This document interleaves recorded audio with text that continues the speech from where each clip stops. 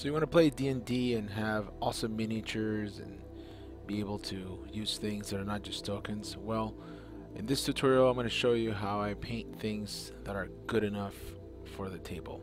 This is by no means an in-depth tutorial into how to make competition level, but yeah, let's get to it. So I use Chitbox for supports. I have an Ender 3 Pro 3D printer, and what I do is I make my supports in Chipbox individually. Here I'm showing you the whole thing, but usually I have them saved individually, and this is how I work. Once I've printed them all out, the cool thing about Chitbox is that the supports are easier to take out. I know this may seem like a lot of stuff, but compared to the default supports from Cura, this is a lot easier to work with. So I use a regular craft cutter, and I try to do two cuts, a cut from the top and the bottom, and start taking them off. As you can see, I have a lot of projects in the back. I've been painting miniatures for it seems like an eternity, and I have a lot of projects going on, and I can show you how to paint those later. This first one's going to be on how I get them off the molds. I use a small file just to take off the excess, and again, it's not perfect, not even close to perfect, but it's better than a token, right? So that's what I want. I just want to be able to get this done quickly. I mean, it's fun to do it, but I just want to get it done quickly and as soon as possible, and just, you know, get to play. And I'm not going to enter a contest, and this thing's going to be looked at 3 feet away, so you can get away with a lot. So I try to cut around the base, and then I glue the parts. I use just regular, normal, everyday super glue. And this one was a little bit challenging because this glue in particular takes a bit to dry, and I'm sure there's better glue, but this is what I got at my store. I'm not gonna invest a fortune in something that's just, you know, it's a toy. It's, you know what I mean? So then I glued extra for support, and then I had the issue, the wing kept falling off. So I had to come up with a solution to hold it in place while I was holding it. So this is what I came up with. I tried to just scrape it so it would stay. I printed at 0.12 resolution, and I ended up holding it up with 2 bottles of primer, and then and waited.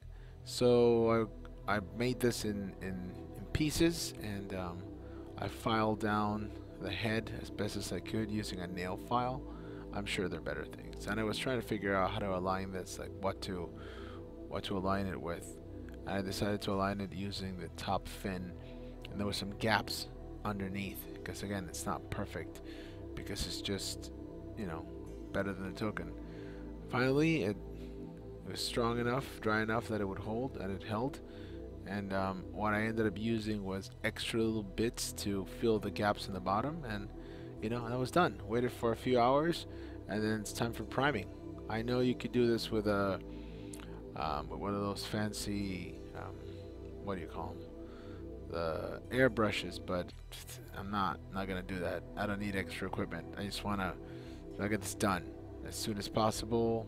It's still fun to do, but I don't want to invest.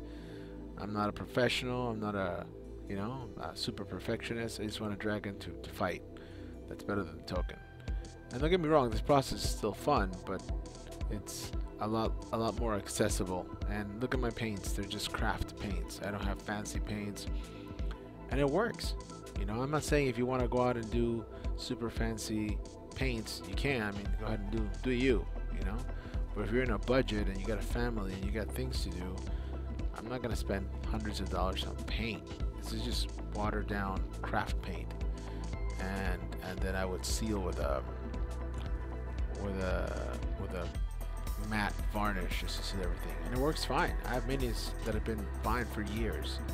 You know, like it's totally fine. It works. So I'm trying to get coverage of primer all over.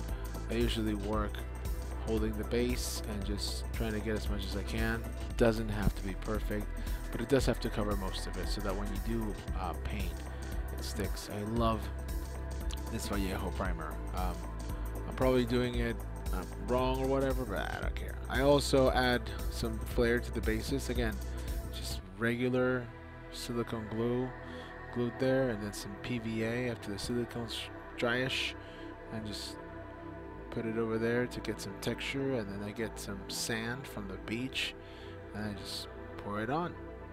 You know, it sticks on the PVA. It's totally fine. And while that's happening, I painted the base coat. In this case, for a black dragon, I'm using kind of a tan skin color for the bottom. And you know, if you're cheap, you can just call it a day. Like at this point, I could stop at any point, and it's still better than token, right? I'm trying to do the underwings. I wanted to do the overwings as well with the skin color, but it ended up looking kind of lame, so I didn't end up doing it like that. So I just painted the underwings and ended up painting the black on top. And this is a trick that I like to do. It's like I take black on the very edge and then just spread it so it looks like it's kind of burnt down. But the thing that sells this in the end is the wash. Here I am putting some primer on the base that I want to paint brown and then cover in my grass mixture.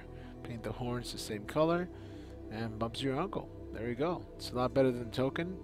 It's took maybe like an hour, 2 hours tops. Very cheaply made with a 3D printer. You know, very basic settings. And that's it. I hope you enjoyed this tutorial, and I'll be showing you how to paint some other things soon. Thank you for joining.